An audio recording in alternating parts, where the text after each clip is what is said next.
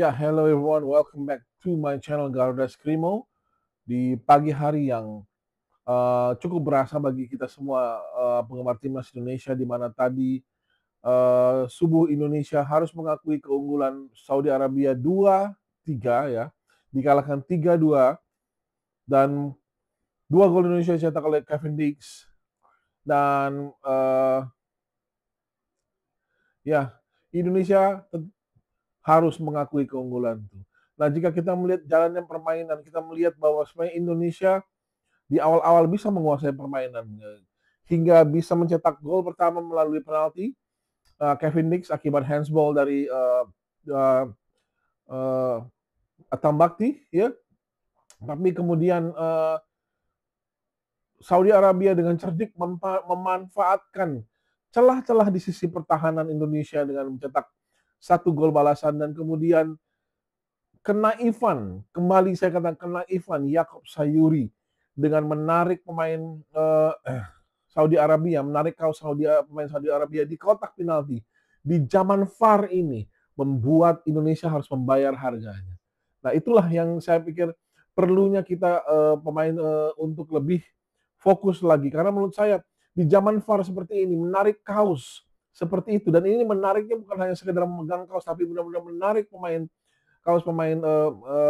Saudi Arabia di kotak penalti itu merupakan sesuatu yang bagi saya sungguh naif ya, sungguh bodoh karena pasti akan tertangkap oleh VAR dan itu terjadi kenyataan dan Indonesia harus mendapatkan kebobolan gol dari penalti itu. Ya kemudian kita melihat dari lini per lini Martin Paes bermain sangat luar biasa untuk menahan serangan-serangan, tapi apa daya memang 3 gol harus masuk ke gawang dia. Kemudian di lini belakang itu saya bilang tidak adanya Calvin Verdong di sisi kiri membuat Indonesia seperti kurang eksplosif ya.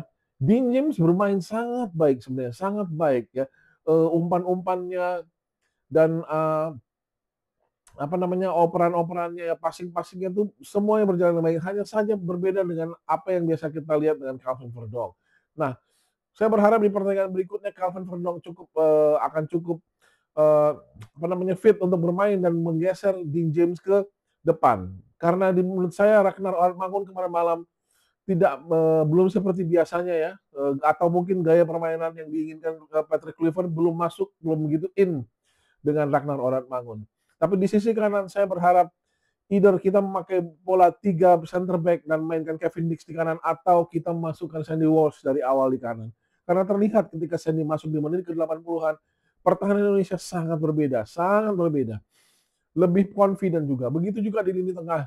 Mark Klok mendapat banyak sorotan walaupun menurut saya Mark Klok bermain biasa-biasa saja ya. Tapi memang dia tidak seperti yang kita harapkan. Dia bukan Tom Haye. Itu permasalahannya. Mark Klok bukan Tom Haye sehingga menurut saya pertandingan berikutnya Tom Haye juga wajib dimainkan dari awal. Nah, Ole Romani menjadi satu hal yang sangat berbeda. Semenjak masuknya Ole Romani itu lebih hidup ya.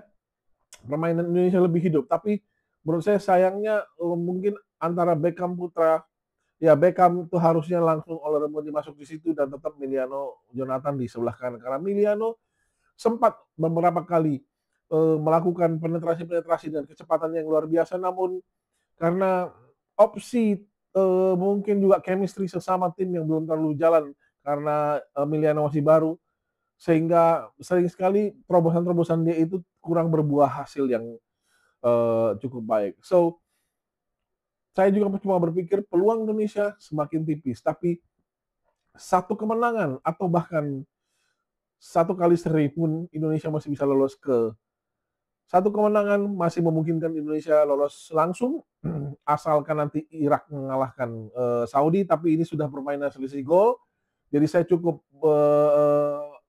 bukan lega tapi ketika Indonesia mencetak gol kedua cukup memberikan sedikit harapan ya dari selisih gol Indonesia tidak kalah terlalu jauh gitu hanya minus 1 dan sorry dan jika Indonesia seri melawan Irak tapi Saudi Arabia bisa mengalahkan Irak dengan selisih gol yang lebih besar daripada yang mereka lakukan di Indonesia, maka Indonesia masih mempunyai peluang untuk bisa lolos ke round 5. Jadi menang atau atas Irak atau seri, walaupun peluangnya menjadi jauh lebih kecil, tapi Indonesia harus tampil lebih baik melawan Irak menurut saya. Terutama pergantian antar lini dan konsistensi. Ya, 11 menit pertama sampai gol itu Indonesia bermain sangat baik. Itu yang perlu dipertahankan hingga akhir pertandingan. So anyway, kita lihat nanti bagaimana hasilnya. Tapi kali ini kita harus menerima kenyataan bahwa Indonesia masih harus berjuang keras dan mungkin jalan yang masih akan sangat panjang melalui round 5 dan playoff interkonfederasi. Tapi we'll see hasil tanggal 12 subuh. Until next time. Thank you so much.